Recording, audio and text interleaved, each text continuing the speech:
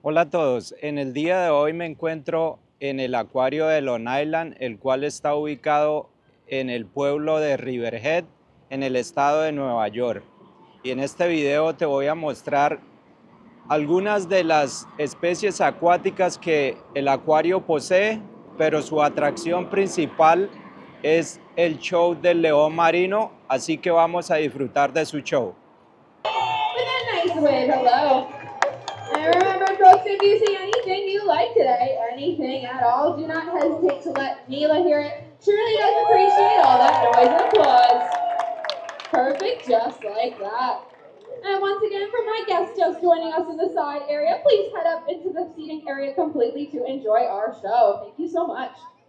Neela here is a California sea lion, and we often hear guests confuse her for her cousins, the true seal, like the gray and the harbor seals you folks may have seen up at the front of the aquarium on your way in today. And since we know it can be very difficult to tell the difference between a seal and a sea lion apart, with Neela's help, we're going to be going over some of those differences for you all to make you experts on that topic. The very first difference can be seen in Neela's ears. If you take a close look at the side of Neela's head, her trainer is going to be pointing out her external ear flaps. These external ear flaps on sea lions are called pinnae. Her cousins, the true seal, lack these pinnae. Instead, seals have an internal ear which looks like a small opening right behind each of their eyes. That next difference can be seen in Neela's neck. California sea lions have long and flexible necks, and she's giving you a great view of hers, which is impressive, but I don't know, you folks don't sound too impressed, but that's okay. We're not done showing off just yet. You see, Neela's neck is so long and so flexible, she can touch her nose all the way to her back.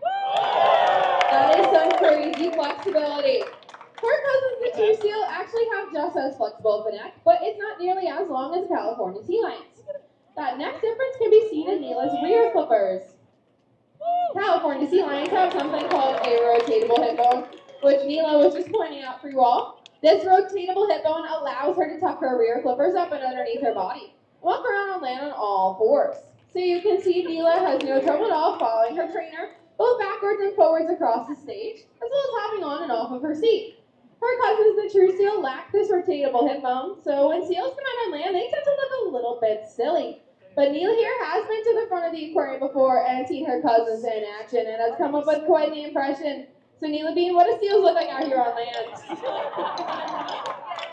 That is right, folks. Like a great big fuzzy inchworm to turn around their bellies. You have the right idea. Let's give it up for her. She was just being awfully silly, but with as silly as she was being, she's absolutely correct. When seals come out on land, they scooch around on their bellies just like that with their rear flippers out behind them. And that final difference between seals and sea lions will be pointing out for everyone today can be seen in her front flippers. California sea lions have very long and powerful front flippers, and Neela is giving you a great view of hers this afternoon. She uses these to pull herself through the water, much like you or I would use our arms when we go swimming. Her cousins, the true seal, have front flippers as well, but they are much shorter. So seals use their front flippers in the opposite manner to steer themselves through the water, rather than pull themselves like a California sea lion. But Neela here's not done showing off. She wants to show you just how strong those two front flippers are by doing the equivalent of a handstand for you or I. So Neela, when you're ready, let's see that strength. Very impressive, Neela Bean. That's all 130 pounds of her body weight on those two front flippers alone. And now that we trainer Rachel, let's welcome her to the show with a big round of applause.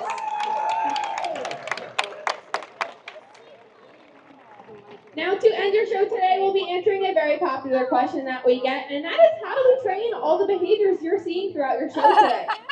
The first way we can do this is through something called capturing. Capturing was when our animals come up with a behavior all on their own. So they offer it up to us.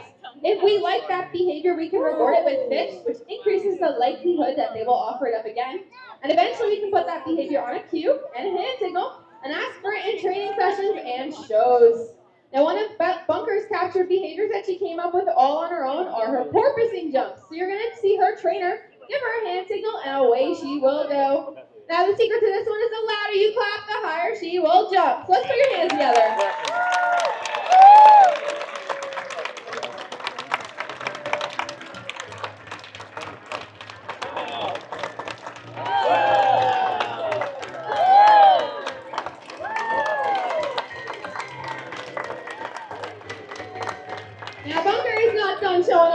yet. She's going to step it up another notch and add a little bit of flair to this behavior.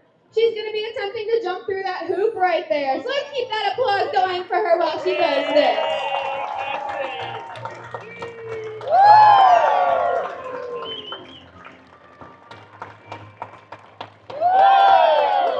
Great job, bunker lady. Very impressive. It looks like she's going to get one more go.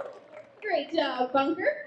Now, another way that we can train behaviors with our animals is through a simple but important skill called targeting, or successive approximations. Targeting is when our animals learn to place and hold their nose to our trainer's fist, like Bunker and Rachel will be demonstrating. Once they are comfortable targeting our fist, we can transfer this target to training tools like a buoy on a stick called a target pole, and eventually their favorite objects and toys around their habitat, like that colorful ball suspended high above the water. Now, once Bunker was comfortable targeting this ball, we were able to move it around while still asking Bunker to target it, which allowed us to shape some pretty cool behaviors, like jumping. So that ball did start out at the very surface of the water, and over time we have been able to raise it higher and higher to the point that it's at today. I don't know, folks, that ball is looking awfully high for a bunker lady, and this is going to be her grand finale, so let's give her an extra big round of applause. Alrighty, bunker, when you're ready, let's see you touch that ball.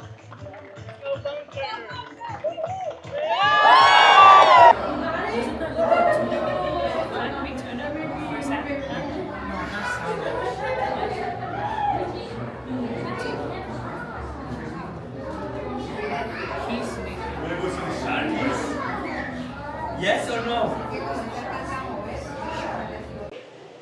Y acá hay un coral.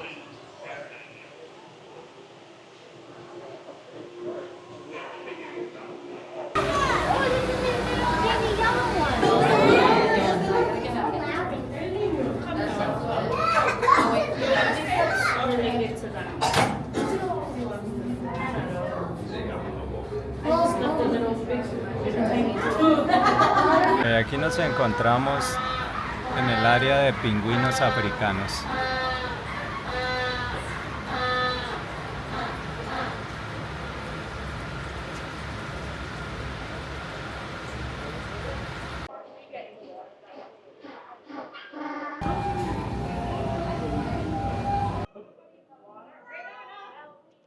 Bueno, y ahorita nos encontramos aquí en el mariposario.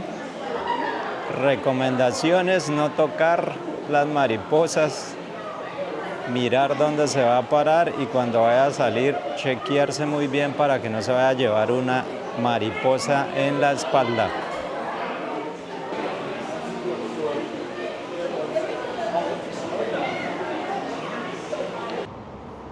Bueno, y ya recapitulizando, nos encontramos aquí en las afueras del acuario otra vez. El acuario cuenta con una gran variedad de peces, animales mamíferos, pingüinos, varios tiburones, un mariposario.